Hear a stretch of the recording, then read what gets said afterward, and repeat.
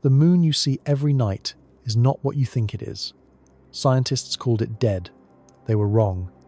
It flashes, shrinks, shakes and breathes, and we are still uncovering why. Today we uncover the true face of the moon, and it will change the way you look at the night sky forever. Before we start, if you enjoy exploring the universe with us, a quiet subscribe helps this channel reach further. Now let's begin. On the night of November 18th, 1787, William Herschel was doing what he did best, staring at the sky. He was not an ordinary man. He had already discovered Uranus 6 years earlier, rewriting the boundaries of the known solar system with a single observation. He was methodical, precise, the kind of scientist who wrote down everything and doubted twice before drawing any conclusion. That night, he turned his telescope toward the moon, and he saw something that should not have been there. On the dark side of the lunar surface, the side completely unlit by the sun, there were glowing red spots. Not a reflection, not an artifact of his lens. Actual luminous patches burning in the darkness of a world that had no fire, no atmosphere, no reason to glow. His hand was trembling when he wrote in his scientific journal, "I am witnessing lunar volcanoes in active eruption." He was one of the greatest astronomers who ever lived, and he had no idea what he was looking at. Here is the part that should stop you cold. 236 years have passed since that night. We have sent 12 humans to walk on the lunar surface. We have mapped every crater, every ridge, every valley in extraordinary detail. We have instruments sensitive enough to detect the faint warmth of a human handprint from orbit, and we still do not know what William Herschel saw. What he witnessed that night now belongs to a category scientists call Transient Lunar Phenomena, or TLP. The name sounds clinical and sterile, but what it describes is genuinely unsettling. These are temporary changes in the moon's appearance that happen without warning and vanish without explanation. They come in 4 distinct forms, and each one is stranger than the last. The first is white flashes, brief, intense bursts of light that appear on the surface and disappear within seconds. The second is coloured glows, patches of red or blue that linger for minutes or sometimes hours, spreading softly across specific regions of the lunar terrain. The third is sudden obscuration areas of the surface that abruptly become hazy, blurred, as though something invisible is passing in front of them. And the fourth is anomalous brightening, where a section of the moon becomes dramatically more reflective than it should be, then returns to normal as though nothing happened. None of these events are subtle. Many have been observed through ordinary backyard telescopes. Some have been seen with the naked eye by people who knew exactly where to look, and for centuries they kept being reported, over and over from observers across different countries, different centuries, different instruments. The official catalogue of documented TLP events now stands at more than 2,200 confirmed cases, not the 300 that are commonly cited. More than 2,200. That number alone should make you pause. One location appears again and again in that catalogue, a crater called Aristarkus. Sitting on the western edge of the near side of the moon, Aristarkus is already unusual. It is one of the brightest features on the entire lunar surface, a young crater carved into ancient volcanic terrain known as Oceanus Procellarum, the ocean of storms. But what makes Aristarkus truly extraordinary is this. It accounts for nearly 1/3 of all recorded TLP observations in history. One crater, 1/3 of every mysterious light event ever documented on the moon. Observers have reported red glows rising from its walls, blue tinges drifting across its floor, temporary hazes that soften its sharp edges then clear completely. These events happen at Aristarkus far more frequently than anywhere else on the moon.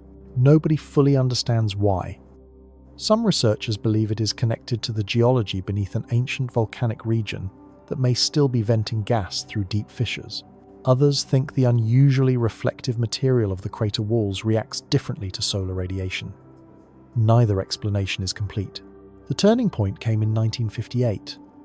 Soviet astronomer Nikolai Kozyrev was observing the central peak of crater Alphonsus when he noticed a reddish glow developing near its summit. Rather than simply recording what he saw, he did something no one had done before in response to a TLP event. He immediately captured a spectrogram, a measurement that breaks incoming light into its individual wavelengths to identify precisely what is producing it. The result was unambiguous. The spectrum showed emission lines consistent with molecular carbon. Something on the moon had released gas. It had glowed briefly as that gas interacted with solar radiation, and then it had vanished. This was no longer a visual impression. This was physical data, and it changed everything. For the first time, the scientific community had objective evidence that something active was happening on a world they had declared geologically dead. The conversation shifted slowly, reluctantly, but it shifted. TLP were real. Something was causing them. Then, in December of 1972, astronauts Eugene Cernan and Harrison Schmitt became the last humans to stand on the lunar surface during the Apollo 17 mission. These were not casual observers. Cernan was a veteran commander. Schmitt was a trained geologist, one of the most qualified scientists ever sent into space. And while standing in their suits on the surface of the moon, they reported seeing strange glows on the horizon, flashes of light they could not explain. They documented it and reported it directly to mission control. Whatever they saw was real enough to put on the record. Today, automated camera systems continuously photograph the lunar surface, with software scanning each image for any change in brightness or color. These systems confirm between 6 and 12 verifiable TLP events every single year. And that is only what happens to be caught within the narrow field of view of active monitoring. Most of the moon, most of the time, has no camera watching it. 3 explanations currently compete for the answer. The first is outgassing pockets of volatile material still trapped beneath the surface, escaping through cracks when pressure builds, glowing briefly as the released gas ionizes under ultraviolet radiation from the sun. This aligns with what Kozyrev measured. It would explain the recurring nature of events at specific locations like Aristarkus. The second is meteorite impact. The moon is struck by hundreds of small objects every year, and each collision releases an intense flash of vaporized rock. NASA's Meteoroid Environment Office has confirmed this, with dedicated monitoring. But impact flashes last fractions of a second and happen randomly across the surface. They cannot explain events that last hours recur at the same spots or display the distinctive red and blue coloring documented in many TLP reports. The third is electrostatic dust. With no global magnetic field and no atmosphere, the moon's surface is fully exposed to the solar wind, a constant stream of charged particles from the sun. These particles charge the lunar dust, which can then levitate off the surface, scatter sunlight in strange ways, and create the hazes and obscurations observers have described for centuries. None of these 3 explanations accounts for everything, not one of them. After more than 2 centuries of documentation, after orbital missions and surface instruments and spectroscopic analysis, the moon is still producing light phenomena that science cannot fully explain. That is not a gap in data. That is a mystery sitting 138,000 miles above your head on any given night. If you looked through a telescope right now and saw a soft red glow spreading across Aristarkus, would you report it? Or would you stay quiet, afraid no one would believe you? The mysterious lights are just the beginning, because beneath that glowing, flickering surface, the moon is doing something that a dead geological body is never supposed to do. In 2010, NASA's Lunar Reconnaissance Orbiter began sending back images unlike anything ever captured before. The resolution was 45 centimeters per pixel. That means from an orbit hundreds of kilometers above the lunar surface, the camera could distinguish individual rocks roughly the size of a carry-on suitcase. For the first time in human history, scientists could sit at a desk on Earth and examine the moon's terrain in the kind of detail you would normally only get by standing on it. They expected to see what everyone expected: ancient craters, frozen lava plains, a surface unchanged for billions of years. What they found instead was a world that had been quietly tearing itself apart, scattered across the lunar surface in every region, at every latitude, covering both the near side and the far side. There were thousands of features called thrust fault scarps. These are essentially cliffs. One section of the crust has been pushed upward and shoved over the section beside it, creating a sharp, raised ridge that cuts across the landscape. On Earth, this kind of feature forms when 2 land masses are being squeezed together, compressed by tectonic forces. Picture pushing both ends of a tablecloth toward the center. The fabric bunches up, creates wrinkles, folds over itself. That is exactly the geometry of what the Lunar Reconnaissance Orbiter was photographing. The moon's crust is being compressed, It is wrinkling, and that can only mean one thing: something inside the moon is getting smaller. The mechanism is straightforward, but the implications are staggering. The moon formed approximately 4.5 billion years ago as an almost entirely molten body, a sphere of glowing liquid rock cooling in the vacuum of space. Over billions of years, it has been radiating that internal heat outward. As the interior cools, it contracts. Hot rock occupies more volume than cold rock, so as the deep interior solidifies and cools, the whole moon shrinks slightly inward. The rigid outer crust, unable to compress smoothly, responds the only way it can. It breaks, it buckles, it folds upward into these thrust fault scarps. And here is the number that changes everything. Scientists estimate that the moon has shrunk by approximately 50 meters in radius over the past few 100 million years. 50 meters does not sound dramatic, but when you apply that contraction to a sphere over 1,700 kilometers in radius, the compressive stress it creates across the entire crust is immense. Those scarps are not a curiosity. They are the physical record of a planet-scale geological process that is still happening right now. The next question was obvious. How old are these features? On the moon, determining the age of a surface is done by counting impact craters. The principle is elegant in its simplicity. Every surface on the moon is continuously bombarded by micrometeorites. The longer a surface has been exposed, the more craters it accumulates. An ancient terrain is heavily pocked. A young surface is relatively smooth. The thrust fault scarps are almost completely clean. In many cases, they have no craters at all sitting on top of them. In geological terms, that means they are extraordinarily young. The best current estimates place their age at less than 50 million years. Some appear to be less than 10 million years old. Take a moment to understand what that means. 10 million years ago, Earth was in what geologists call the Miocene epoch. Our early primate ancestors were walking through forests in Africa. The Himalayas were still rising, and the moon, the world we have called geologically dead for decades, may have been rupturing its own surface. One of the longest fault scarps ever measured on the moon stretches more than 3,000 kilometers across the surface and rises to heights of nearly 3 kilometers. 3 kilometers. That is a cliff taller than most mountains in Europe, running in a continuous line across a distance comparable to driving from London to Tehran. A single feature, formed recently on a supposedly dead world. There is something else the images revealed. Some of these scarps cut directly through pre-existing small craters. The sequence of events is preserved in the landscape like frames of a film. First, a small meteorite struck the moon, punching a circular bowl into the surface. Then, much later, the ground shifted as the moon continued to contract, and the thrust fault tore right through that crater, disrupting its shape. The scarp is younger than the crater. By dating the crater, scientists can establish a maximum age. For the fault, it must have formed after the crater did. The moon has been sitting in space for 4.5 billion years. Most of its major features, the giant impact basins, the dark volcanic plains, are billions of years old. But these scarps are geologically brand new. They are features that formed while complex life was already flourishing on Earth. This discovery carries consequences that go far beyond scientific curiosity. NASA's Artemis program and space agencies around the world are actively planning to build permanent human habitats on the lunar surface within the coming decades. Astronauts will live there not just for days, but for months. Infrastructure will be constructed, equipment will be anchored to the ground. If a thrust fault forms directly beneath a lunar habitat, the ground ruptures, the structure collapses, and everything inside is destroyed. This is not a theoretical risk. It is a geological reality on an active world.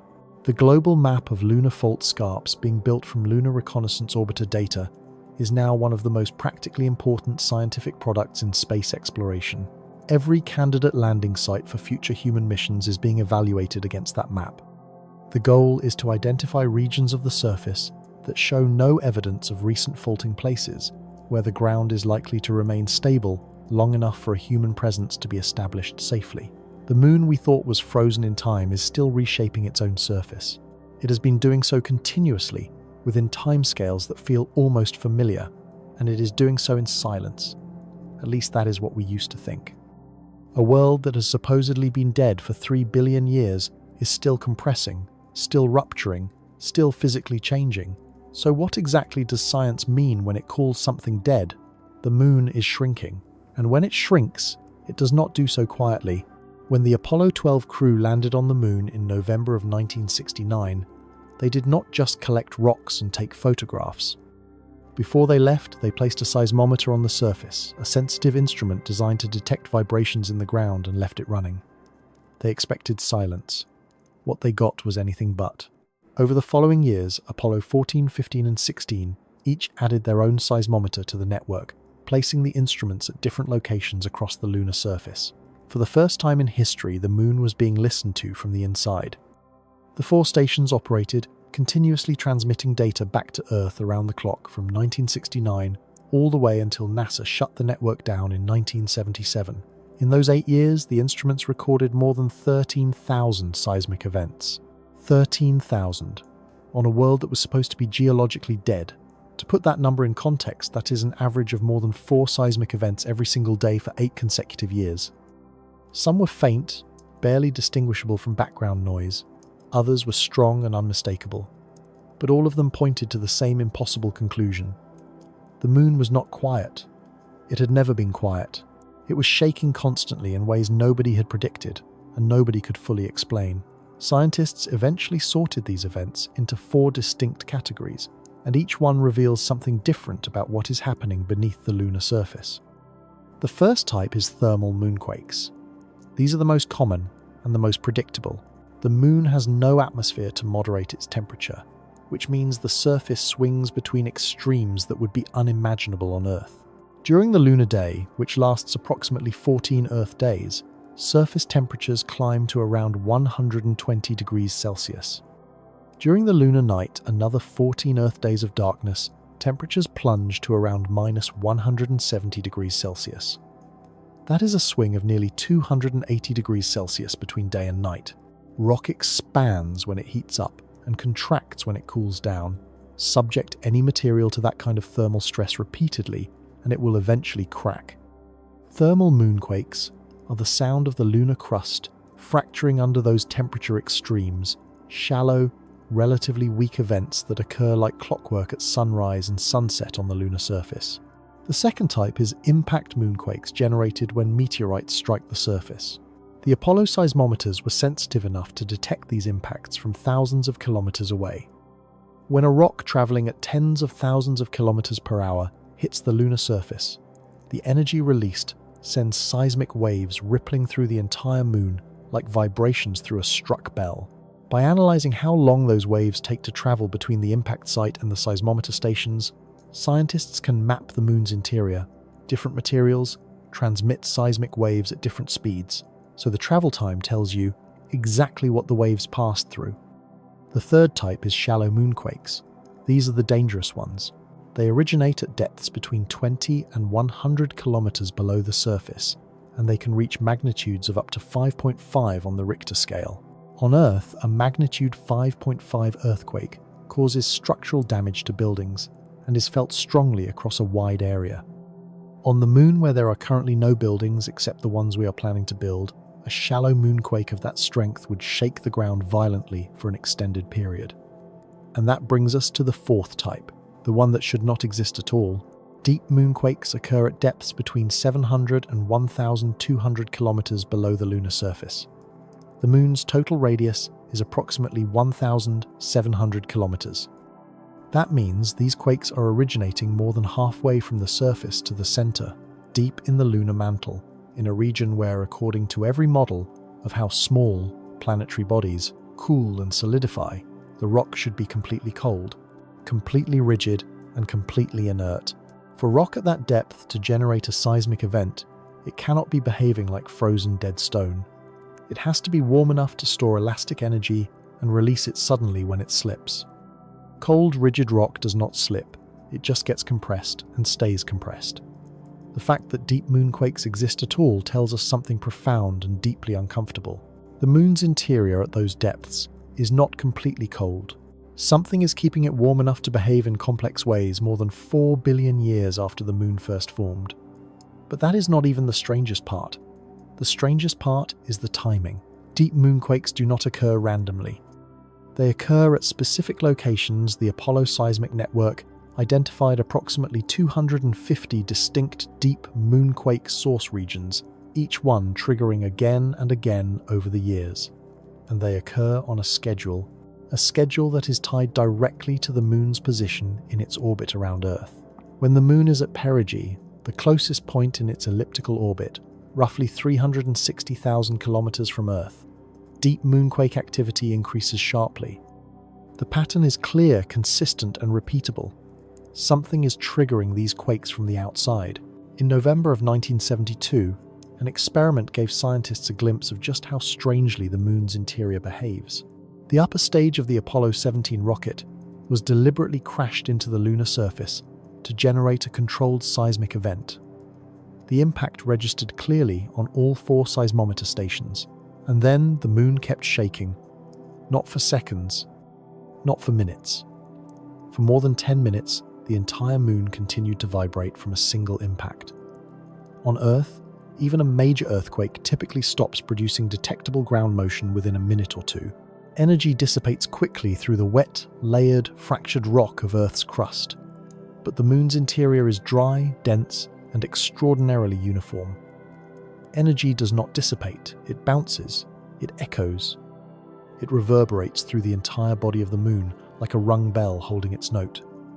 When the engineers in NASA's Mission Control heard the seismometer data coming back, one of them said out loud, "It rang like a hollow bell."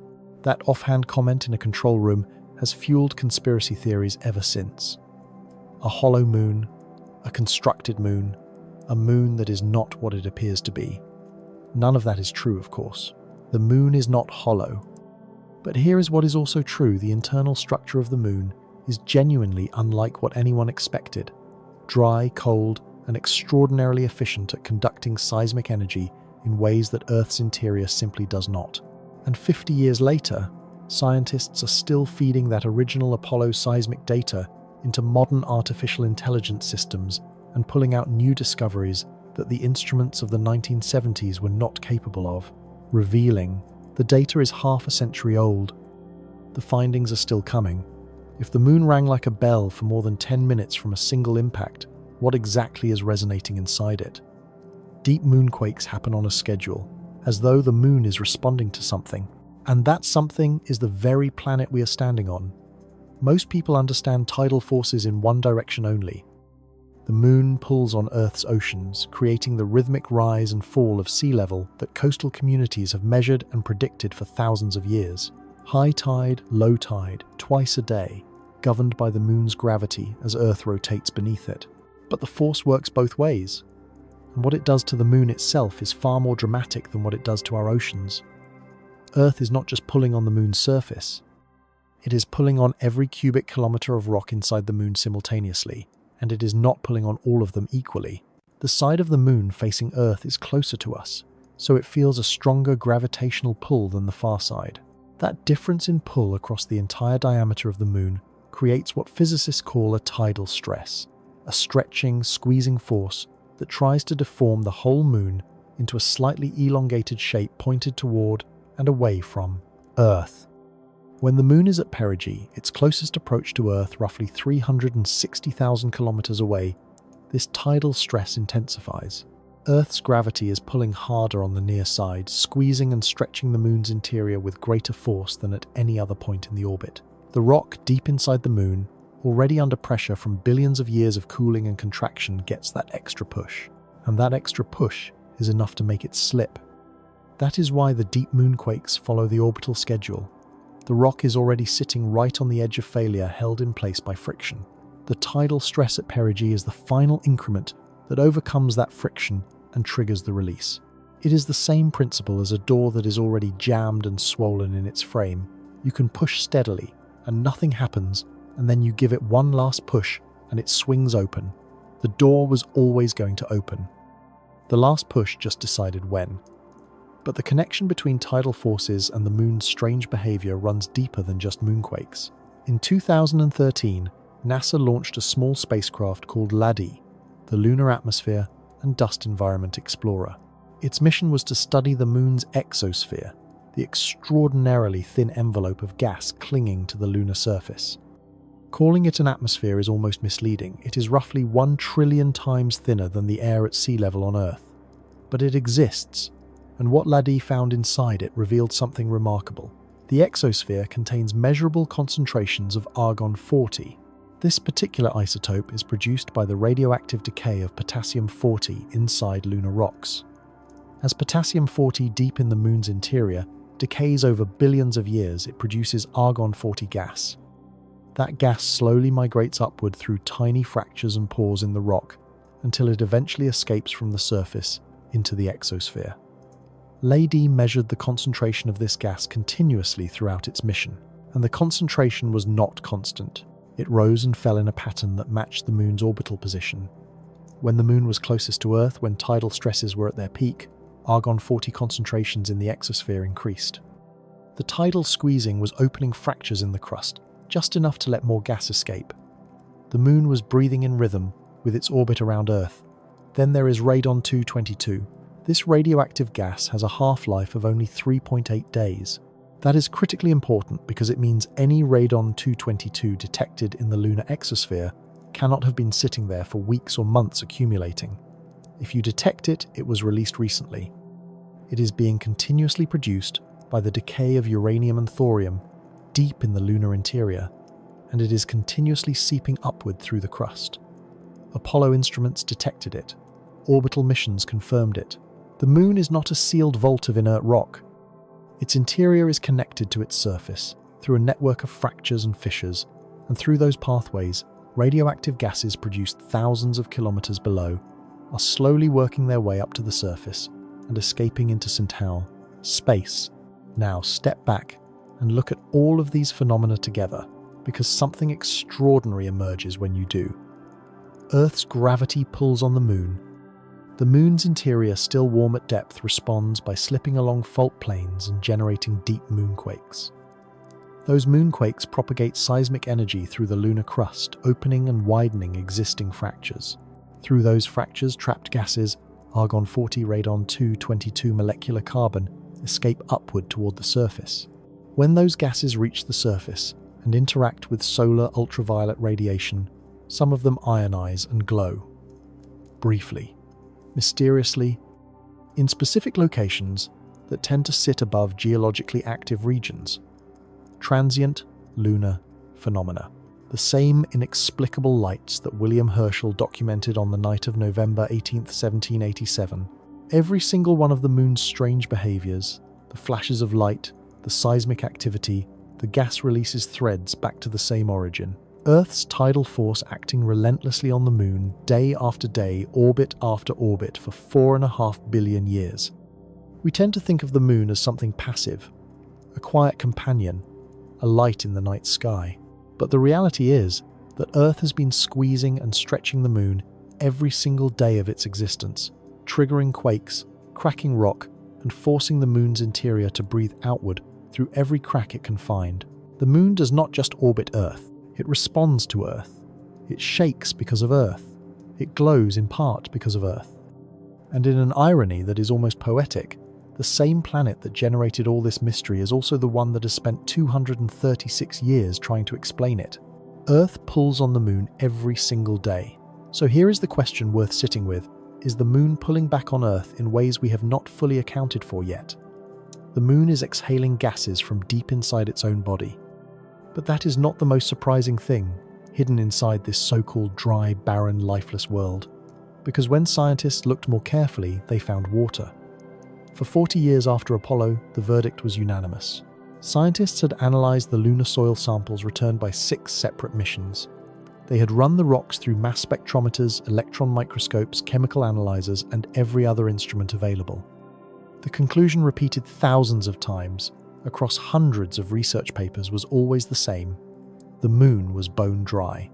Not just lacking oceans or rivers or rain, but devoid of water at the molecular level. Not a single hydroxyl group, not a single water molecule bonded to a mineral grain.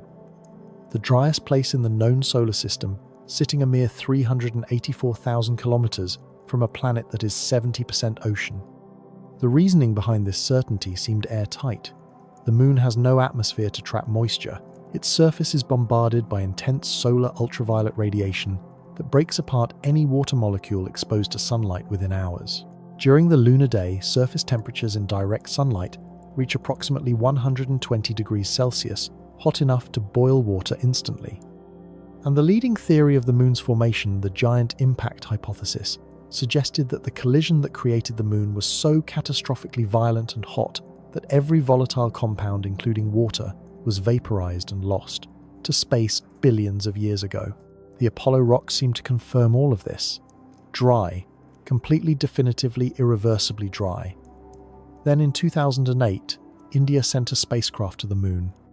Chandrayaan-1 carried an instrument called the Moon Mineralogy Mapper, built by NASA and designed to analyze sunlight reflected from the lunar surface across hundreds of different wavelengths simultaneously. Different minerals absorb and reflect light in specific patterns, a kind of chemical fingerprint that the instrument could read from orbit.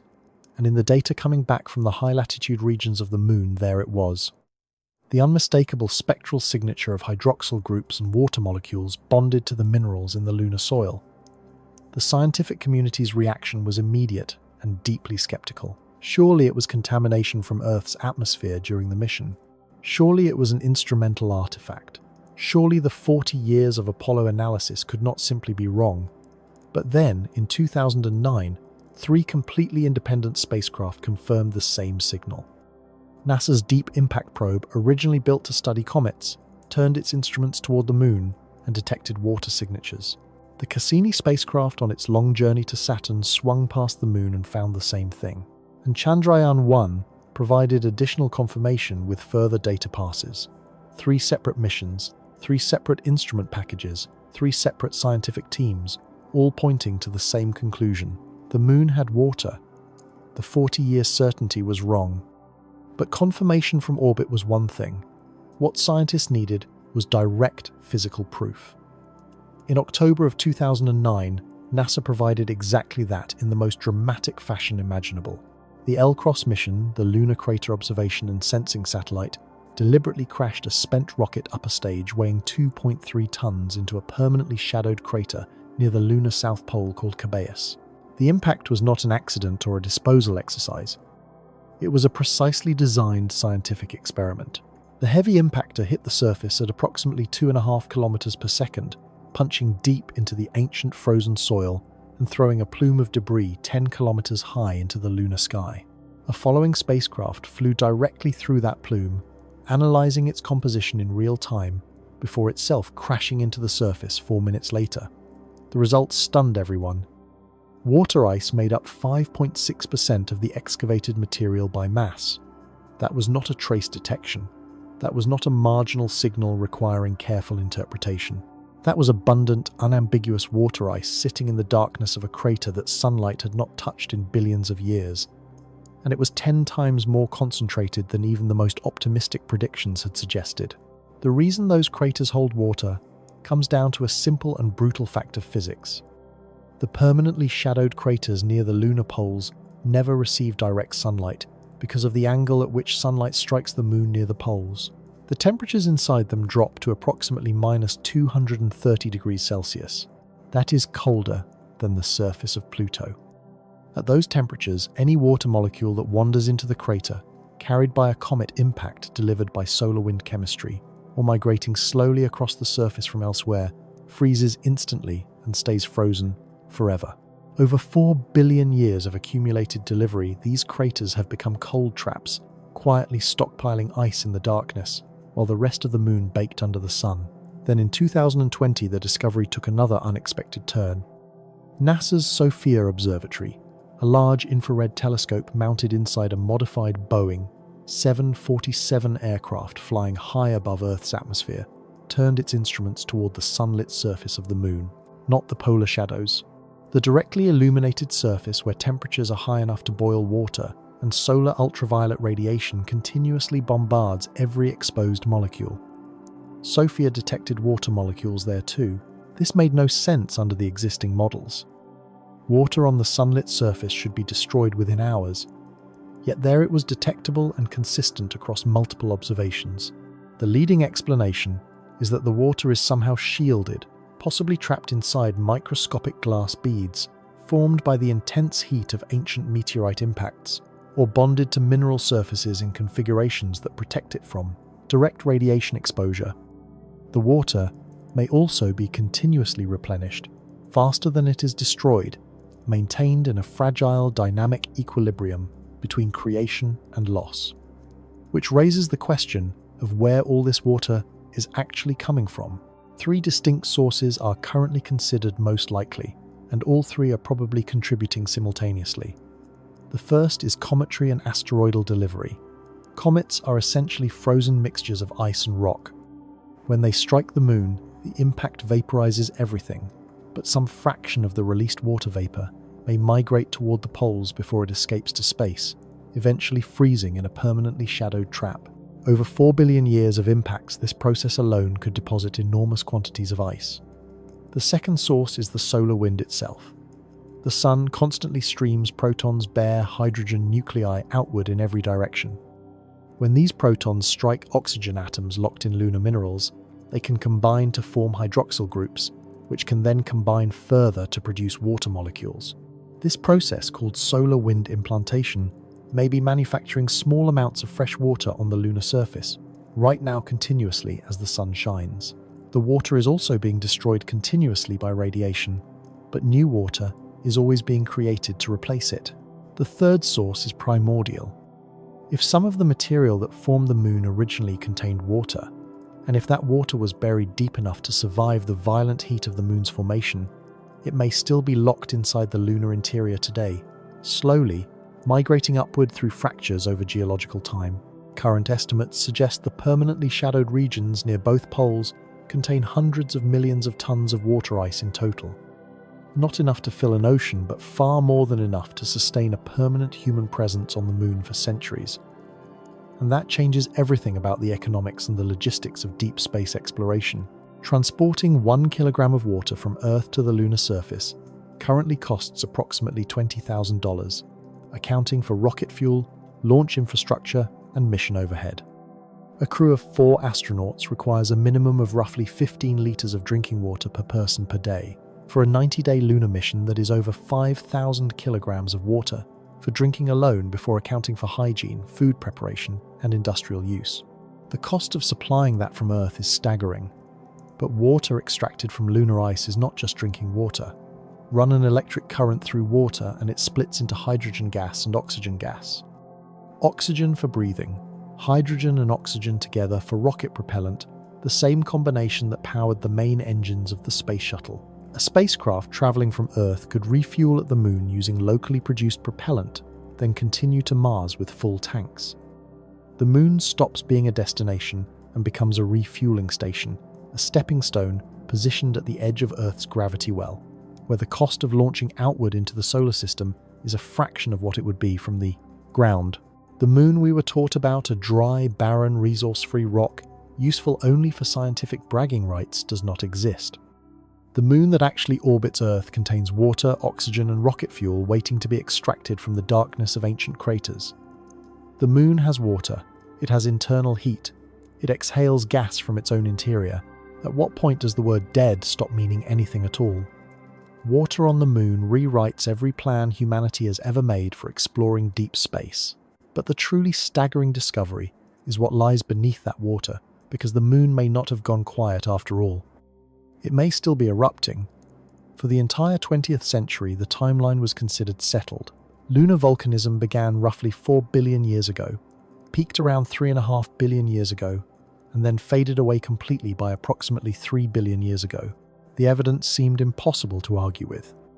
The vast dark plains covering much of the moon's near side, the Maria, the ancient lava seas that early astronomers mistook for actual bodies of water, had been sampled directly by Apollo astronauts and dated using radioactive decay. Analysis. The results were consistent across every sample from every mission. The youngest volcanic rocks returned from the moon were approximately 3 billion years old. 3 billion years of silence. 3 billion years of a cold, inert interior, producing nothing, changing nothing, doing nothing. The moon's volcanic story was finished, the book was closed, and the conclusion was written into every textbook on planetary science. Then, in 2014, the Lunar Reconnaissance Orbiter found something that did not belong. Scattered across the smooth ancient surfaces of the Lunar, marine scientists identified dozens of small irregular features that had no business being there. They called them irregular mare patches IMPs. Unlike the surrounding terrain, which had been accumulating impact craters for billions of years and wore them like scars across its surface, these patches were rough, blocky, and almost entirely crater-free. Their texture looked fresh. Their surfaces looked young. To understand why that matters, remember how lunar surface dating works. Every square meter of the moon is continuously struck by micrometeorites. The longer a surface has been exposed, the more craters it carries. A surface with almost no craters is a surface that formed recently enough that it simply has not had time to accumulate impacts. The IMPs had almost none. The most studied of these features is a formation called Ina, located in a region known as Lacus Felicitatis. Ina is approximately 3 kilometers wide, and inside it are raised irregular mounds of material that look completely unlike the ancient lava plains surrounding them. When scientists analyzed the crater density on Ina's surface, they arrived at an age estimate of between 33 and 58 million years. Not 3 billion, 33 to 58 million. Some other irregular mare patches appear to be even younger, possibly as little as 10 million years old. 10 million years ago, Earth was in the middle of the Miocene epoch. Our earliest direct hominid ancestors were walking through equatorial forests, and the moon, supposedly dead for 3 billion years, may have been quietly pushing fresh material through its own surface. In 2020, China's Chang'e 5 mission returned to Earth, carrying something that forced the entire scientific community to recalibrate once more. The samples it brought back from a region of the moon called Monsrumka were volcanic rocks, and when scientists dated them using radioactive isotope analysis, they came back at 2 billion years old. 2 billion years. A full 1 billion years younger than the youngest volcanic samples returned by any Apollo mission. The timeline of lunar volcanism had just been extended by 1 billion years in a single announcement, and the pattern was unmistakable. Every time a new mission reaches a new region of the moon and returns new samples, the endpoint of lunar volcanic activity gets pushed further forward in time. 3 billion years became 2 billion. 2 billion suggests that 1 billion is possible. And if 1 billion is possible, the question of whether any activity continued into the more recent past becomes genuinely open. Something kept the moon warm enough to erupt long after all the models said it should have frozen solid. The answer to what may have come from a mission called GRAIL, the Gravity Recovery and Interior Laboratory, which operated from 2011 to 2012. GRAIL consisted of 2 small spacecraft flying in tight formation around the moon, continuously measuring tiny variations in the lunar gravitational field with extraordinary precision. By mapping those variations, scientists could infer the density and composition of the material beneath the surface. What the data revealed was unexpected. At the boundary between the lunar mantle and the core, at depths between 1,000 and 1,500 kilometers, there appears to be a partially molten layer, not a vast underground ocean of magma, not anything remotely like the liquid outer core that drives Earth's geological engine, but a zone where the rock has not fully solidified, where temperatures are still high enough that the material retains some capacity for flow. The moon is not completely frozen inside. Not yet. 2 mechanisms are likely sustaining that residual heat. The first is radioactive decay. Uranium, thorium, and potassium, locked in the lunar interior, have been generating heat continuously for 4.5 billion years through their slow radioactive breakdown. This heat production diminishes over time as the radioactive material is consumed, but it does not stop suddenly. It fades gradually, and the insulating effect of hundreds of kilometers of overlying rock slows the rate at which that heat can escape to the surface. The second mechanism is tidal heating. Earth's gravity flexes the moon's interior with every orbit, and that flexing generates friction, and friction generates heat. In the moon's early history, when it was much closer to Earth, this effect was dramatic. Today, it is subtle, but it is not zero. Those small pockets of residual warmth deep in the mantle may occasionally find a pathway upward. A moonquake opens a fracture, tidal stress widens it slightly, and from somewhere deep below gas, or perhaps a small pulse of magma, finds its way toward the surface. Not a dramatic eruption visible from Earth, not a lava flow covering hundreds of square kilometers. Something far smaller and quieter, a brief venting of volatile material, a minor upwelling of heat, a localized disturbance of the surface that leaves behind a fresh, crater-free patch, an irregular mare patch. The connection between IMPs and transient lunar phenomena is not yet proven, but it is becoming harder to dismiss. The geographic overlap is striking. Many of the locations where TLP events have been recorded most frequently, including the persistent hotspot of Aristarkus, sit in or near regions of the Moon that show evidence of relatively recent volcanic activity. If small-scale volcanism is still occurring, even intermittently, the gases it releases would ionize under solar ultraviolet radiation and glow, exactly as observers have been reporting for 236 years. The Moon's volcanic story is not finished. The book is still open. The last chapter has not been written. If the Moon still has pockets of active volcanism, even small ones, what does that mean for the structural integrity of the ground beneath a permanent human base? The Moon has not gone cold, and if heat still persists in its interior, then the magnetic field it lost long ago may once have been far more powerful than anyone imagined. When the Apollo astronauts measured the Moon's magnetic environment, they confirmed what planetary scientists had predicted. There was no global magnetic field, no lunar equivalent of Earth's north and south magnetic poles, no invisible shield extending thousands of kilometers into space to deflect the solar wind. The Moon, having cooled too quickly to maintain a convecting liquid iron core, had no dynamo. No dynamo meant no field. The conclusion was straightforward and expected. Then the instruments picked up something nobody had predicted at all. Scattered across the lunar surface in locations that seemed almost random were zones of intense, localized magnetic field.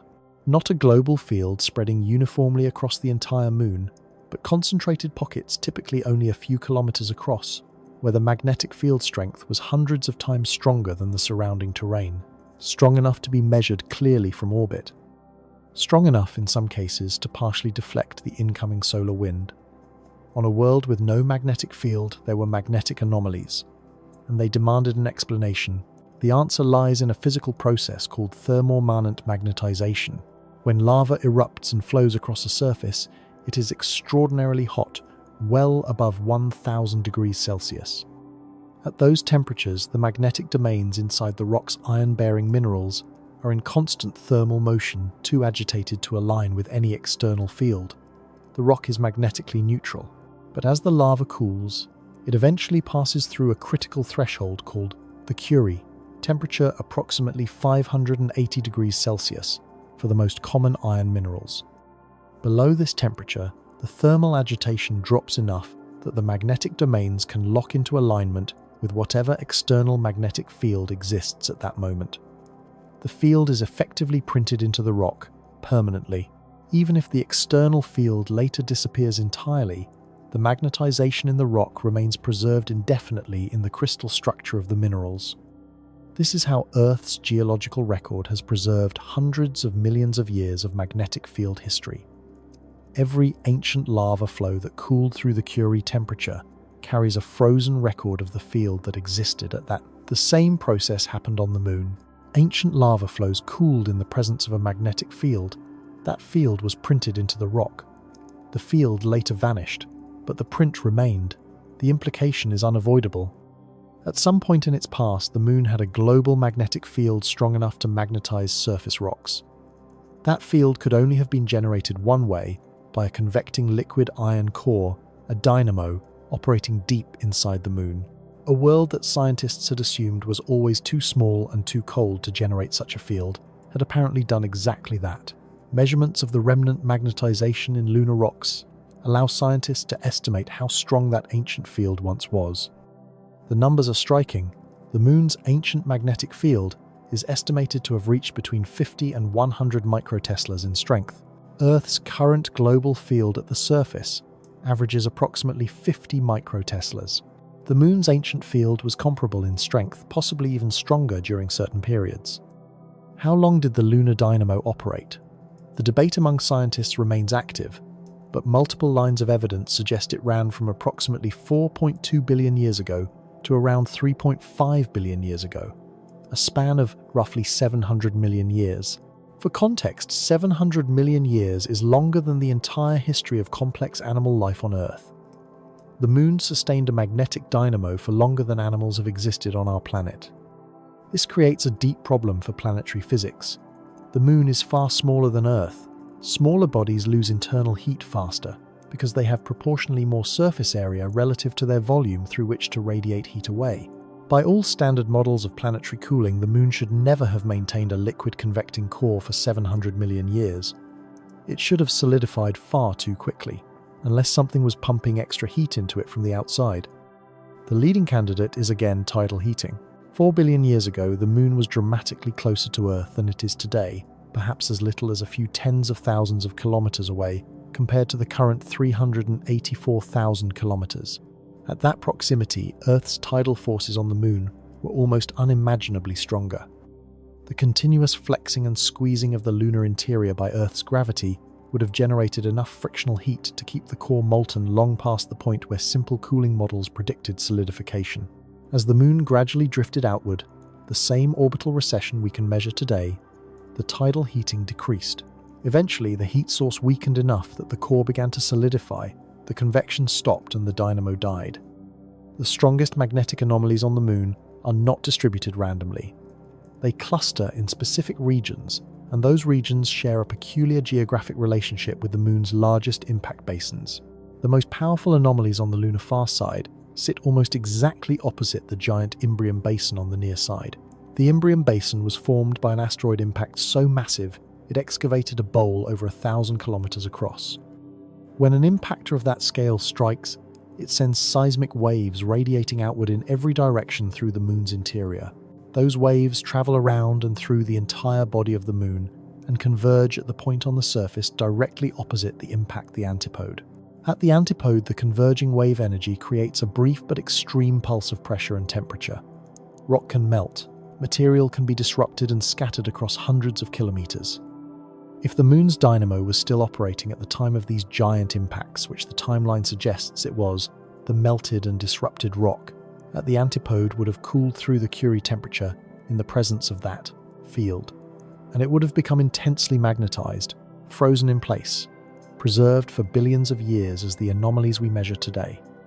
The largest impacts in the moon's history wrote their signatures not just at their own craters, but on the opposite side of the world, in magnetism. There is one more piece of this story, and it is perhaps the most visually striking consequence of the moon's vanished magnetic field. Scattered across the lunar surface are formations called lunar swirls, sinuous looping patterns of unusually bright material that wind across the darker terrain like brushstrokes on canvas. The most famous is called Rayner Gamma, located in Oceanus Procellarum, a bright, irregular swirl roughly 70 kilometers across that has puzzled observers for centuries. Every major lunar swirl sits directly above a magnetic anomaly. The connection is not coincidental, it is causal. The solar wind streaming constantly from the sun slowly darkens the lunar surface through a process called space weathering. Charged particles break down minerals, alter their chemistry, and reduce their reflectivity over millions of years. But above the magnetic anomalies, the field is strong enough to partially deflect the incoming solar wind particles. The surface beneath the magnetic shield weathers more slowly. It stays brighter. While the surrounding terrain darkens under continuous bombardment, the protected zone retains its original reflectivity, and the contrast between the two creates the swirl pattern visible from orbit. The swirls are the shadows of invisible magnetic fields cast in brightness across the lunar surface. A ghost of a field that died billions of years ago, still writing its presence on the landscape today. It took science 50 years to fully accept that the moon, the object humans have stared at every night for 1 million years. The first world beyond Earth that our species ever touched once had a magnetic field stronger than the one currently protecting all life on our planet. Sometimes, the closest things are the last ones we truly understand. A world with no global magnetic field yet scattered with magnetic anomalies hundreds of times stronger than their surroundings. What does that remind you of? The moon's ancient magnetic field is gone, but the moon itself is not standing still. Quietly, steadily, measurably, it is leaving us behind. Every year, the moon moves 3.8 centimeters farther from Earth. That number sounds almost laughably small. 3.8 centimeters, roughly the width of a large thumb. Against the backdrop of 384,000 kilometers of empty space currently separating Earth from the Moon, it seems like a rounding error, something not worth mentioning, something that could not possibly matter. But that number has been measured directly, continuously, and with extraordinary precision for more than 50 years, and what it represents is not a rounding error. It is the slow, steady unraveling of a gravitational relationship that has shaped every ocean, every coastline, every tide cycle, and possibly every living thing on this planet since life first appeared. The measurement itself is one of the most elegant experiments in the history of science. During the Apollo missions, astronauts placed retroreflector arrays on the lunar surface panels, covered with precisely engineered corner cube mirrors designed to reflect incoming laser light directly back toward its source, regardless of the angle of arrival. Since the early 1970s, observatories on Earth have been firing brief pulses of laser light at these reflectors, measuring the time it takes for the pulse to travel to the Moon, bounce off the reflector and return. The round trip takes approximately 2.5 seconds. By measuring that duration to an accuracy of a few billionths of a second, scientists can calculate the Earth-Moon distance at that moment to within a few millimeters. Repeated tens of thousands of times over 5 decades, these measurements build a picture of extraordinary clarity. The Moon is drifting outward, 3.8 centimeters per year, every year, without interruption, without variation. The mechanism driving this recession is the same tidal interaction that creates the ocean tides felt on every coastline on Earth, but understood from a different angle. Earth rotates once every 24 hours. The Moon completes one orbit around Earth every 27.3 days. Earth spins significantly faster than the Moon orbits. Because of this speed difference, the tidal bulge that the Moon raises in Earth's oceans, that slight swelling of water on the side of Earth, facing the Moon, does not sit directly beneath the Moon.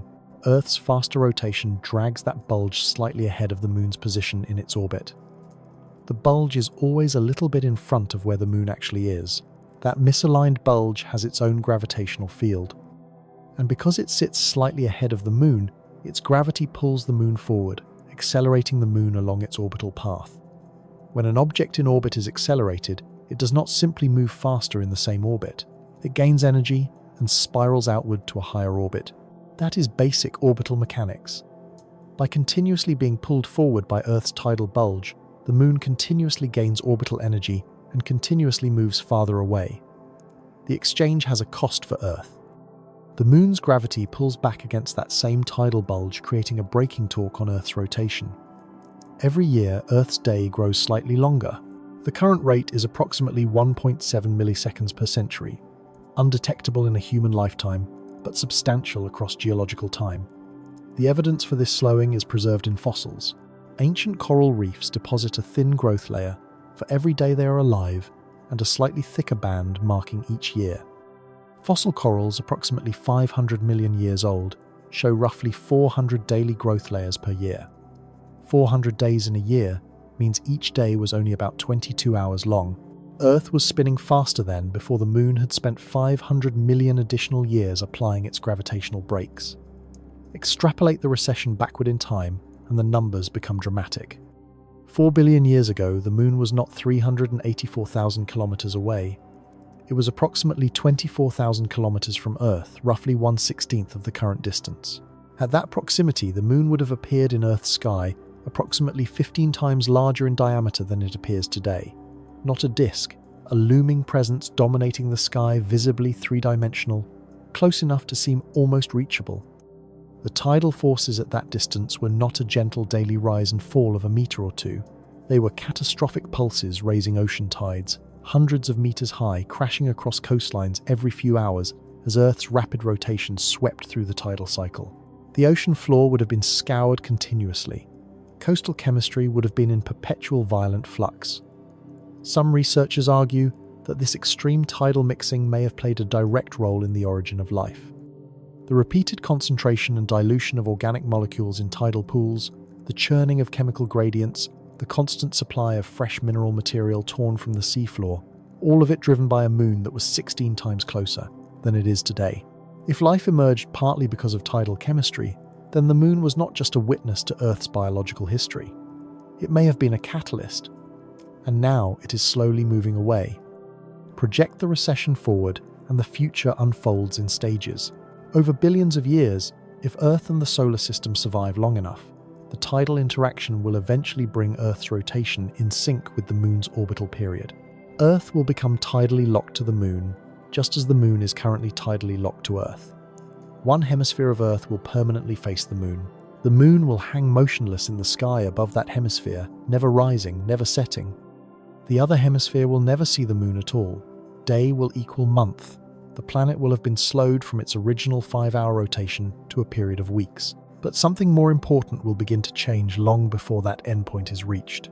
As the Moon drifts farther and farther from Earth, its gravitational influence over our planet's axial orientation will weaken. The stabilizing torque it exerts on Earth's equatorial bulge will gradually diminish. And the consequences of that slow weakening are the most profound thing the Moon's recession means for the long-term future of life on this planet. The single most important thing the Moon does for Earth is not create tides. It is not light up the night sky. It is something invisible operating continuously that most people never think about. If the Moon has been drifting away since life first appeared on Earth, and if the enormous ancient tides it once generated may have helped spark life itself, are we slowly losing the world that made us possible? The Moon is leaving. But what it has been doing for Earth all this time goes far deeper than anyone standing on a beach watching the tide would ever guess. Because the single most important role the Moon has played is keeping this planet from tipping over. Earth is tilted. Not randomly, not catastrophically, but at a precise and stable angle of 23.5 degrees relative to the plane of its orbit around the Sun.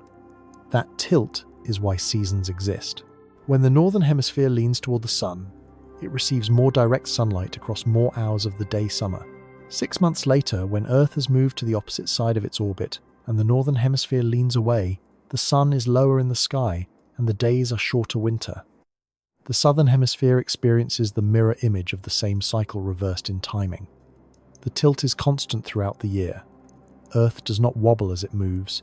Its axis points steadily in the same direction toward the star Polaris, which is why that star appears fixed in the northern sky, while all others appear to rotate around it. That stability, that steady, predictable, year-after-year constancy of the tilt is the foundation of everything. It is the reason climate zones exist.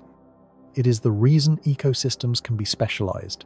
It is the reason that organisms with long generation times and specific habitat requirements can evolve over millions of years without their environment being pulled out from under them. And it is not natural. It requires maintenance, active, continuous maintenance, by the gravitational influence of the Moon. Without the Moon, computer simulations of Earth's rotational dynamics show a planet that would be unrecognizable. The gravitational influences of the other planets in the solar system, particularly Jupiter and Saturn, whose masses dominate the solar system's gravitational architecture, would push and pull on Earth's rotational axis over millions of years with nothing to counteract them. The tilt would drift, slowly at first, then increasingly erratically. Over timescales of tens of millions of years, simulations suggest Earth's axial tilt could vary anywhere between 0 degrees and approximately 85 degrees. 0 degrees means no tilt, no seasons, a planet where the equator bakes under permanent overhead sun and the poles freeze in permanent darkness with no summer reprieve. 85 degrees means the planet is nearly lying on its side, with each pole spending half the year pointed directly at the sun and half the year pointed into the void. The climate swings between these extremes would not be gradual enough for complex life to track and adapt to. They would be catastrophic resets occurring on timescales far shorter than the evolutionary processes that produce complex organisms. The Moon prevents this by acting as a gravitational anchor on Earth's equatorial bulge, the slight extra mass around Earth's middle caused by its rotation. The Moon's gravity continuously exerts a torque on that bulge, and that torque acts like a gyroscope, resisting any tendency for the rotational axis to wander. The result is that Earth's tilt does vary, but slowly, predictably, and within a narrow range. It oscillates between approximately 22.1 degrees and 24.5 degrees over a cycle of roughly 41,000 years. That gentle oscillation is actually one of the drivers of Earth's ice age cycles, but it is predictable, rhythmic, and survivable. Mars tells the story of what happens without this protection.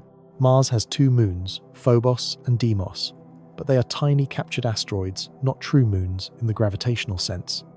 Phobos is approximately 22 kilometers across. Deimos is barely 12 kilometers. They have essentially no gravitational influence on Mars's rotational dynamics. Without a large, stabilizing moon, Mars's axial tilt has varied dramatically over its history. Current estimates based on orbital mechanics and geological evidence suggest it has swung between approximately 10 degrees and more than 60 degrees over timescales of millions of years. Today, it sits at about 25 degrees, similar to Earth, but that is a temporary coincidence. The Martian tilt is not locked, it wanders.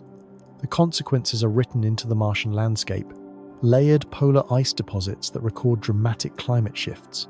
Ancient river channels formed during periods of higher obliquity when conditions were warmer and wetter, then abandoned as the tilt changed. Glacial features at latitudes where glaciers have no business existing under current conditions. The surface of Mars is a geological record of a climate that has lurched back and forth unpredictably for billions of years, driven in large part by the absence of a gravitational stabilizer in its sky. Imagine Earth experiencing that same history. A tilt increase to 60 degrees would send the North Pole into months of continuous direct sunlight, melting every glacier on the planet. Sea levels would rise by tens of meters, then by more. Ocean circulation patterns would collapse and rebuild. Then millions of years later, the tilt swings back. The water refreezes. The poles plunge into temperatures colder than anything currently experienced anywhere on Earth. The entire atmospheric circulation reverses. Ecosystems that took millions of years to establish are obliterated in timescales measured in thousands of years. No large animal, no complex nervous system, no civilization, nothing with a multi-decade lifespan and specific habitat requirements survives that kind of cycling environment. This line of reasoning underpins a hypothesis known as the rare Earth hypothesis, which proposes that the conditions necessary for complex life are not simply the presence of liquid water and adequate temperatures, but a specific configuration of planetary and gravitational circumstances that is extraordinarily uncommon in the universe. A large, stabilizing moon is one of the central requirements in this argument. Planets with moons large enough to lock their axial tilt into a stable range may be rare, and if they are rare, the universe may be full of worlds that cycle through periodic climate catastrophes, never staying stable long enough for complexity to take root. Whether or not the rare Earth hypothesis is ultimately correct remains genuinely debated.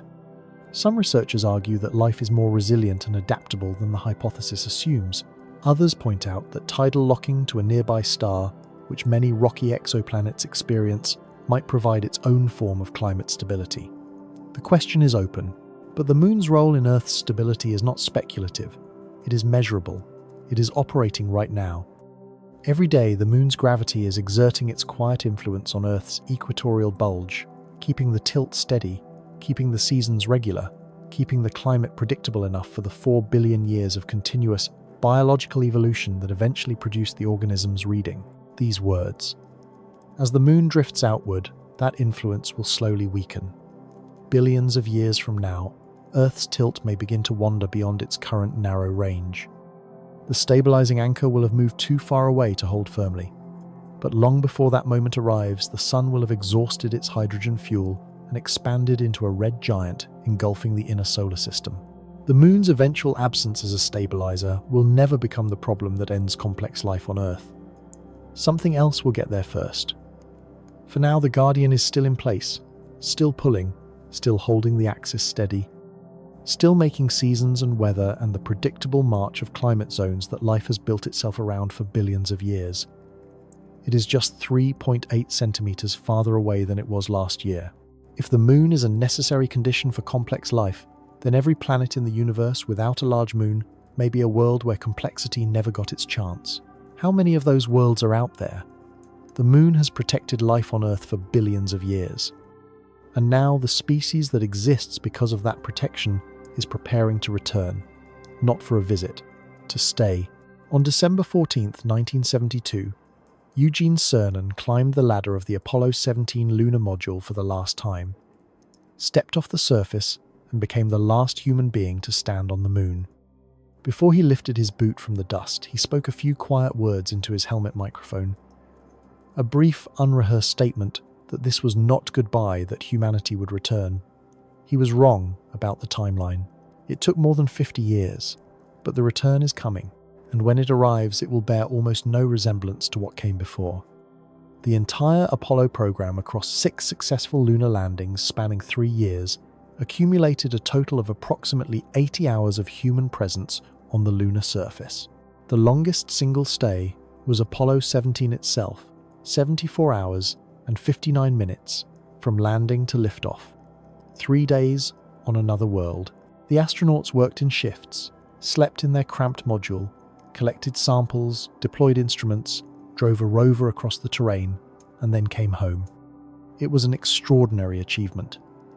It was also, by any honest measure, a series of very expensive field trips. The Artemis program is something fundamentally different in its ambition and its intent. The goal is not to visit the moon.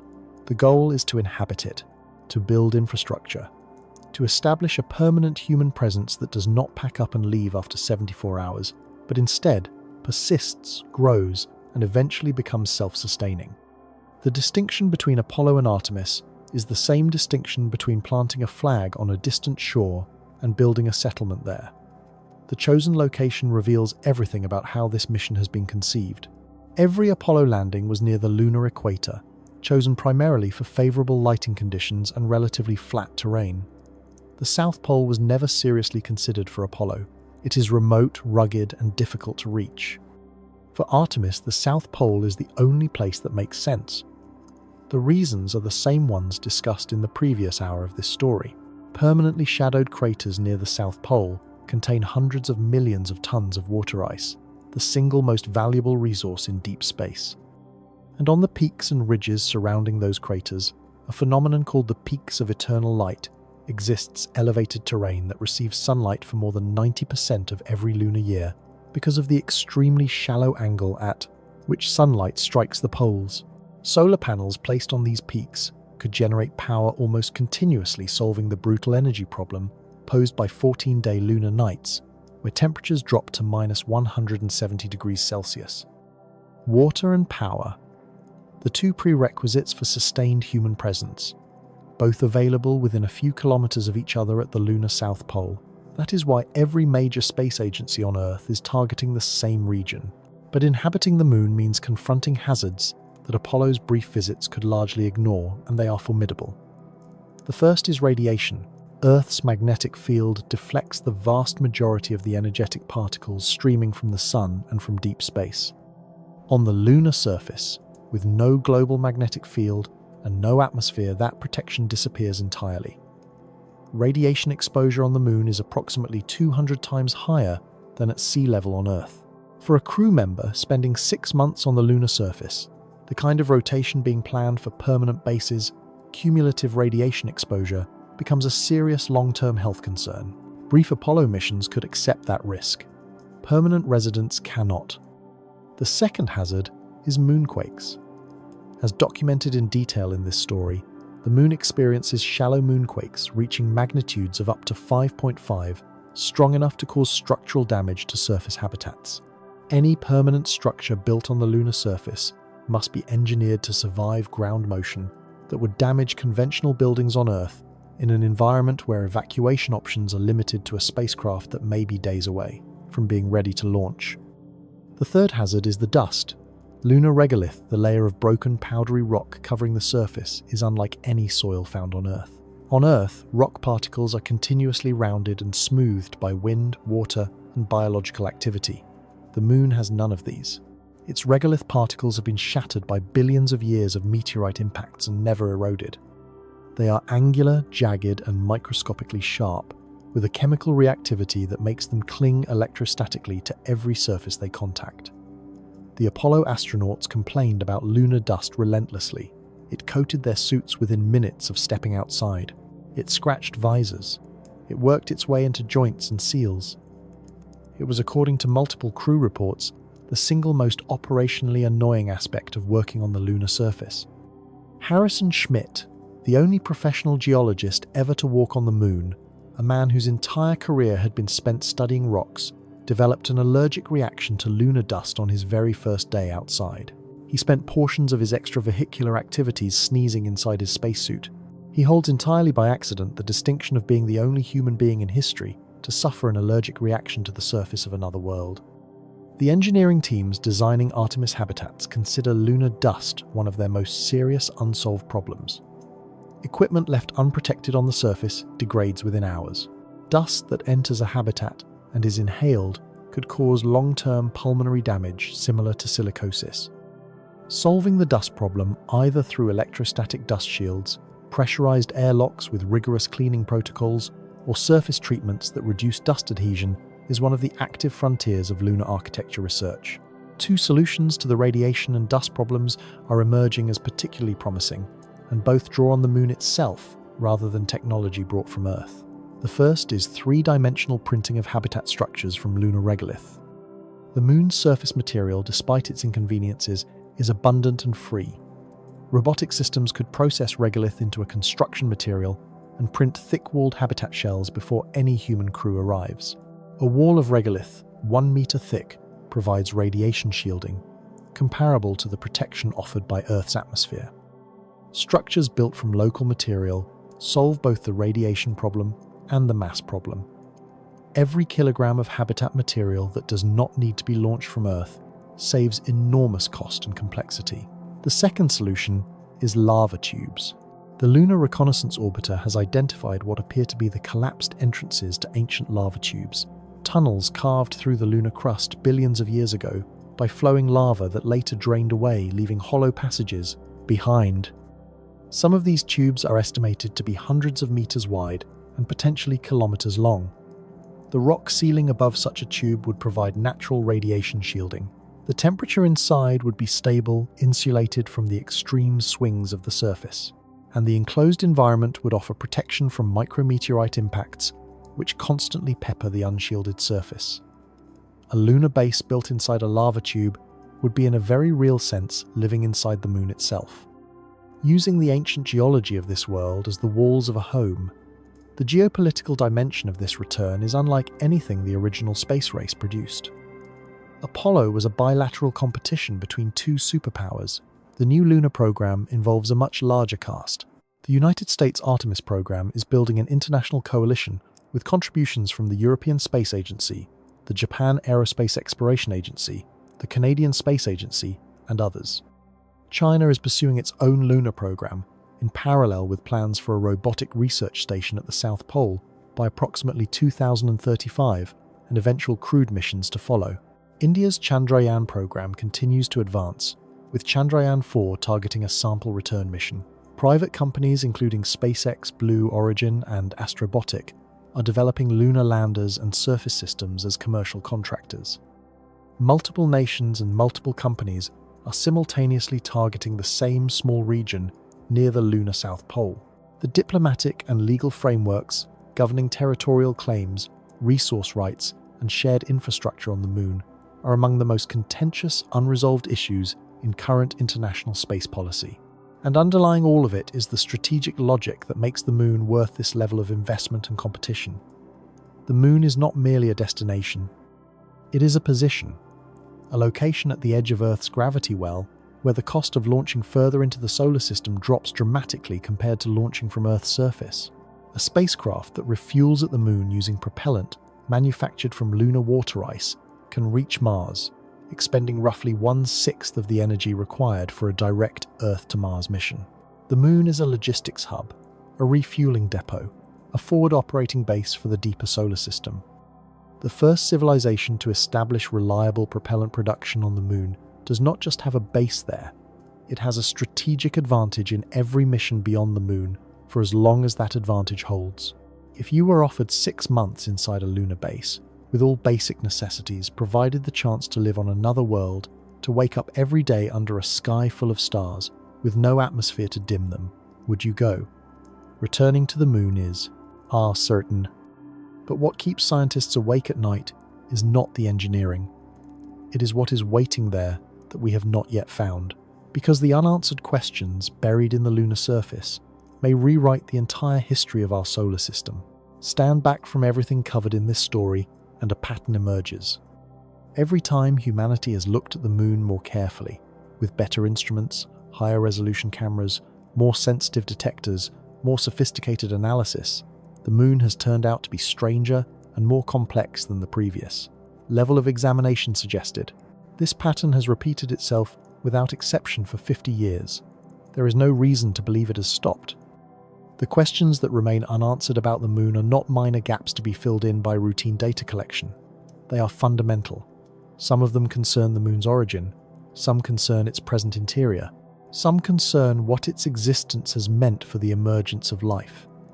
And at least one of them may force a revision of our understanding of how the entire solar system formed. Begin with the most visually obvious mystery, the one that is apparent in any photograph of the moon taken from space. The near side and the far side are completely different worlds. The near side, the hemisphere that always faces Earth, is dominated by dark, flat plains of ancient solidified lava. The maria cover roughly 30% of the near side surface. The crust on the near side is measurably thinner than average, in some places only a few tens of kilometers deep. Volcanic activity was intense and prolonged here. The far side, the hemisphere that never faces Earth, unseen by any human eye until Soviet spacecraft first photographed it in 1959, is almost entirely the opposite. The maria are nearly absent. The terrain is rugged, heavily cratered highlands, stretching across almost the entire hemisphere. The crust is substantially thicker by approximately 10 kilometers on average compared to the near side. Volcanic activity was minimal. Two hemispheres of the same world formed at the same time from the same material, separated by nothing but the direction they face, and they are as different as night and day. No planetary formation model proposed before the space age predicted this asymmetry, and the explanation that has gained the most traction in recent decades is one of the strangest ideas in the history of planetary science. 4.5 billion years ago, Earth may have had two moons.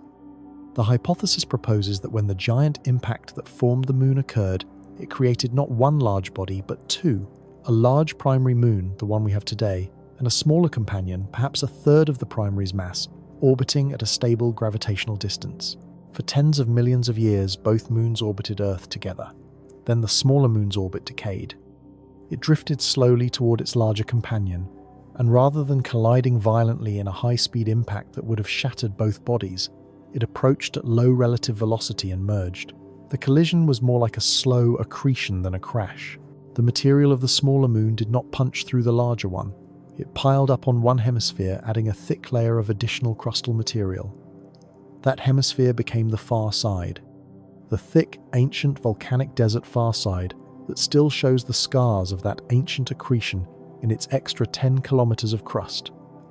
The hypothesis remains contested. It makes specific predictions about the composition of far-side crust that can be tested by future sample return missions. China's Chang'e 6 mission, which landed on the far side in 2024 and returned samples, will provide data that either supports or undermines this idea. But the mere fact that it is the leading contender for explaining the moon's most obvious asymmetry tells you something about how much of the moon's origin story we are still working out. The interior of the moon is another open book.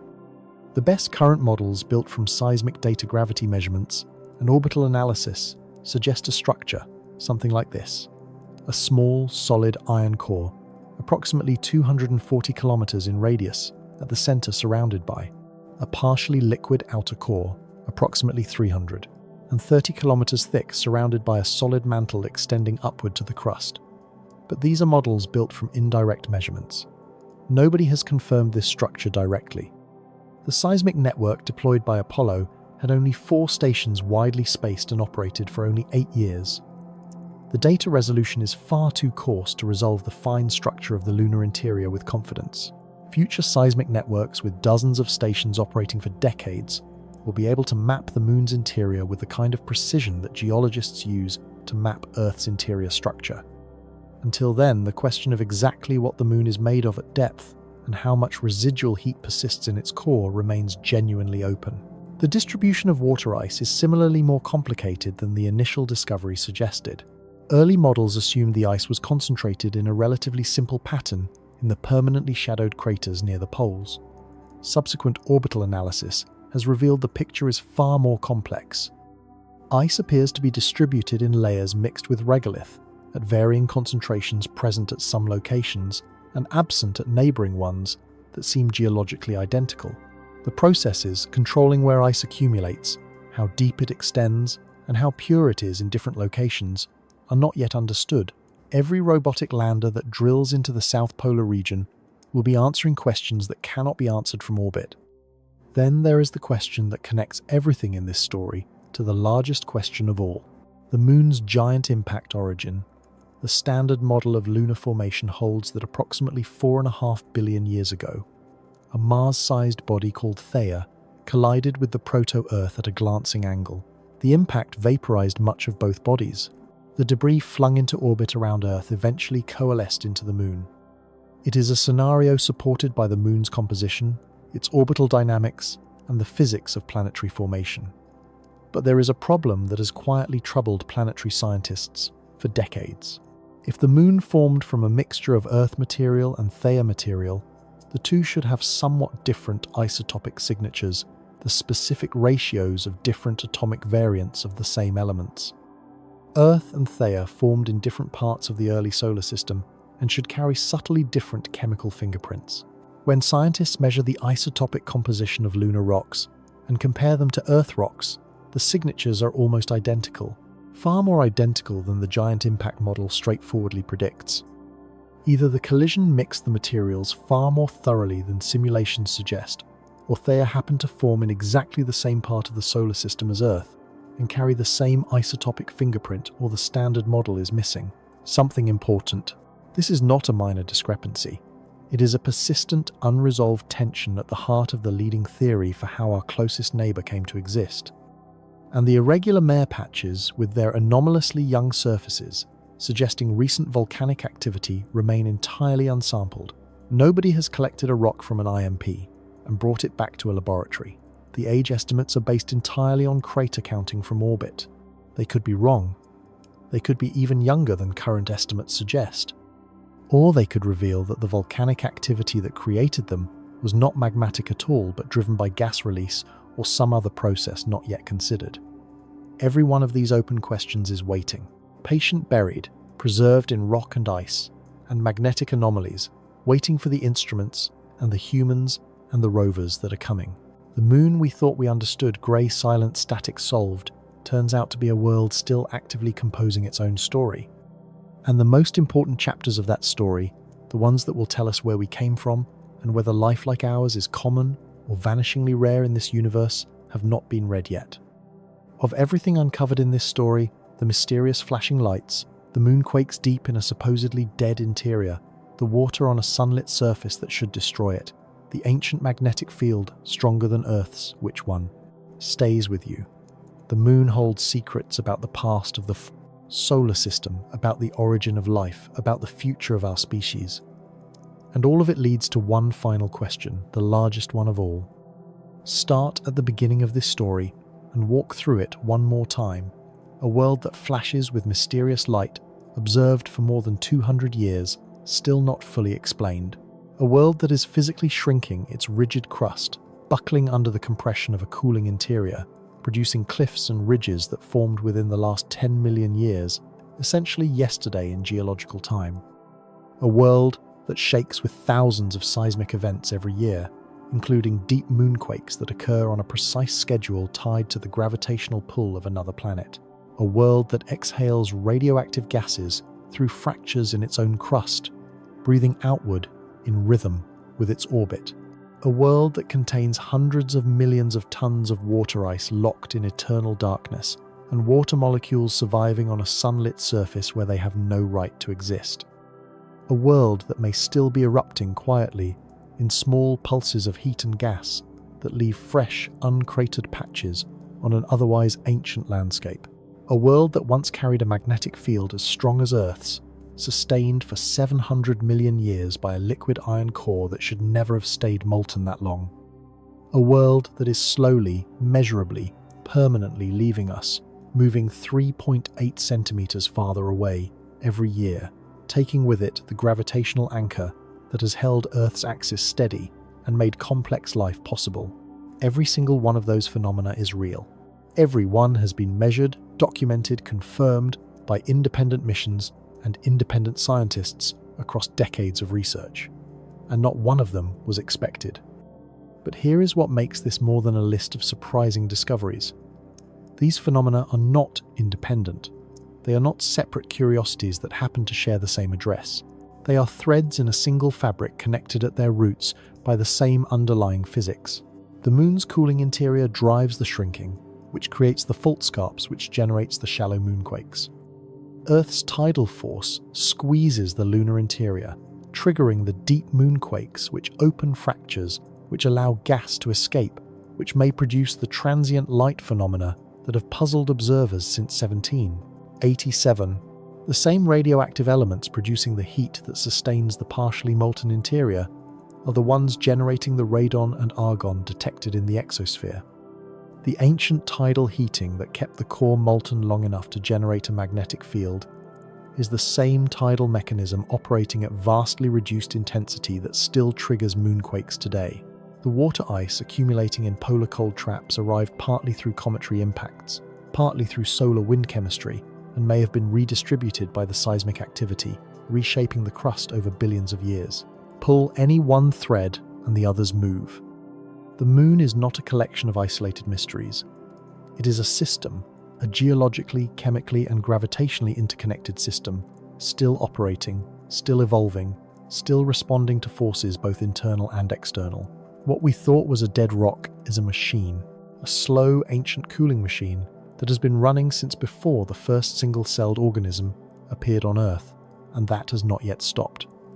The lesson embedded in this story is larger than the moon itself. The moon is the most studied extraterrestrial object in the history of science. It is the only world beyond Earth that human beings have physically visited. We have collected approximately 380 kilograms of material from its surface. We have mapped it from orbit in resolutions fine enough to identify individual boulders. We have listened to its interior vibrate for 8 years, with sensitive seismometers placed directly on its surface. We have measured its magnetic field, its gravity field, its exosphere, its thermal emissions, and its distance from Earth to millimeter precision. And it is still full of unanswered questions that reach all the way down to its origin. If this is the state of knowledge about the nearest, most accessible, most intensively studied world in the universe, what does that imply about the others? Consider Europa, the fourth largest of Jupiter's moons, slightly smaller than Earth's moon. Beneath its smooth, cracked shell of ice lies a liquid water ocean estimated to be between 60 and 150 kilometers deep, containing more liquid water than exists in all of Earth's oceans combined. The ice shell is in constant slow motion, fractured and refrozen by tidal forces from Jupiter that dwarf anything Earth exerts on our moon. The ocean beneath is almost certainly in contact with a rocky seafloor. Where liquid water contacts rock under pressure with chemical gradients and an energy source conditions comparable to Earth's deep-sea hydrothermal vents, life as we understand it becomes chemically plausible. NASA's Europa Clipper mission, launched in 2024, is currently traveling toward Jupiter. When it arrives and begins its detailed reconnaissance of Europa, it will be doing for that moon what the Lunar Reconnaissance Orbiter did for ours, revealing details that upend the previous understanding. Based on what we have learned from our own moon, the probability that Europa will surprise us is not a possibility. It is a certainty. Enceladus, a small moon of Saturn, only approximately 500 kilometers in diameter, is already surprising us. Cassini spacecraft observations revealed that Enceladus is actively venting plumes of water vapor, ice particles, and organic compounds from its south polar region into space, erupting through cracks in its icy surface at hundreds of meters per second. The plumes reach thousands of kilometers into space. They are quite literally the interior ocean of Enceladus spraying itself into the void. The chemistry detected in those plumes is remarkable. Molecular hydrogen, carbon dioxide, silica nanoparticles, suggesting hydrothermal activity on the ocean floor, complex organic molecules, all of the ingredients that on early Earth preceded the emergence of life. Enceladus is not a candidate for life in some speculative future scenario. It is a world where right now, The chemical conditions that produced life on Earth appear to be present and active. It is venting its own ocean into space, handing us samples on a plate asking to be studied.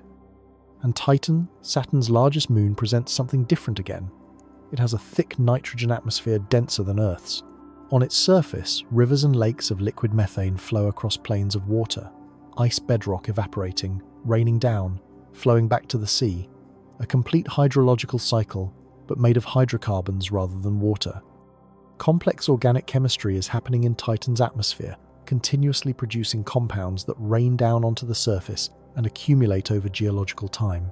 Whether any of that chemistry has crossed the threshold into something that could be called life, a life built on liquid methane, rather than liquid water, with entirely different chemistry at its foundation, is a question we do not yet have the instruments to answer. The Dragonfly mission, a nuclear-powered rotorcraft lander, is scheduled to arrive at Titan in the 2030s. It will fly from site to site across the Titan landscape, analyzing surface chemistry, searching for patterns that distinguish pure abiotic chemistry from the signature of biological processes. It will be, in a real sense, the first instrument ever designed specifically to detect life that might be chemically nothing like us. What the moon has taught us slowly, reluctantly, through 50 years of mounting evidence that defied expectations at every turn is a discipline of humility that now must be applied everywhere we look.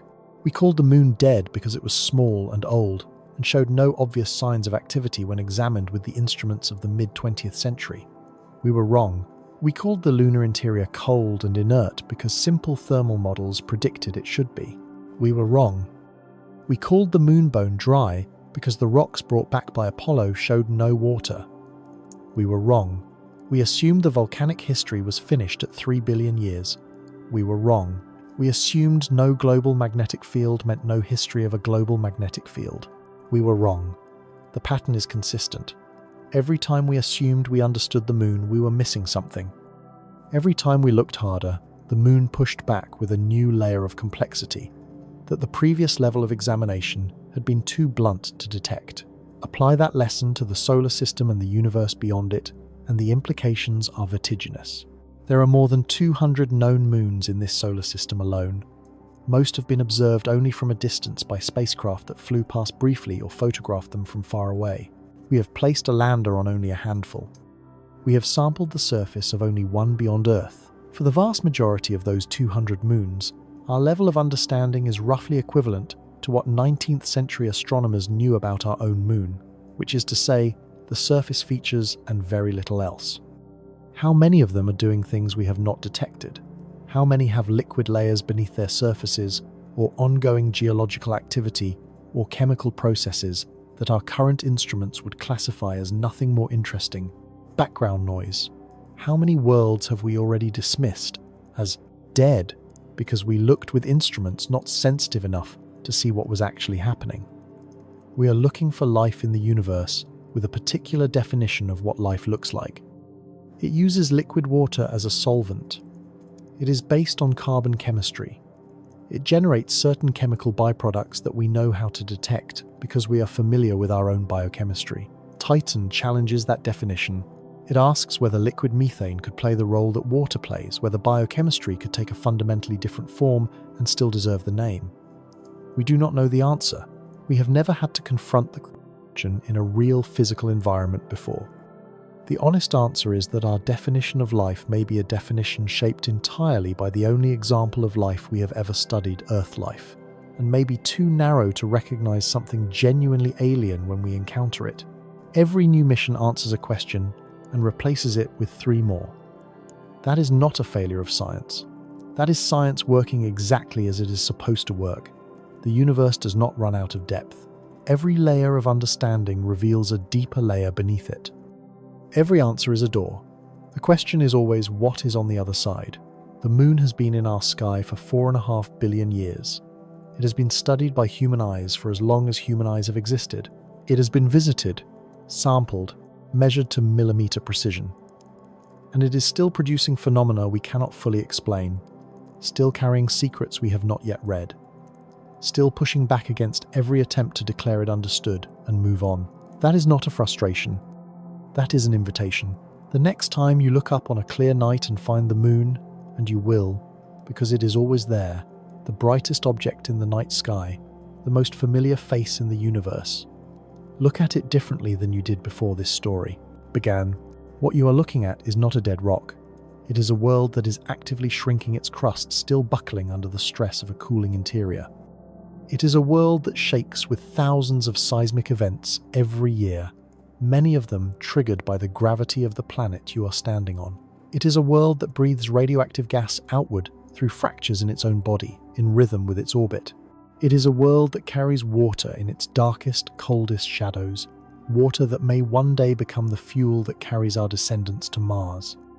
It is a world that still flashes with light we cannot explain, as it has been doing since before William Herschel first saw it on the night of November 18th, 1787, and reached for his journal with a trembling hand. It is a world that is slowly leaving us, moving 3.8 centimeters farther away this year, and the year after that, and every year that follows for as long as the solar system survives. But before it goes too far, we are going back. Not to visit, to stay, to learn, to finally ask the questions that can only be asked from the surface, with instruments in the ground, and humans with eyes and hands, and the capacity to be surprised. The moon has been waiting 4.5 billion years. It can wait a little longer. After everything uncovered in this story, which world in the solar system do you think will deliver the next great surprise?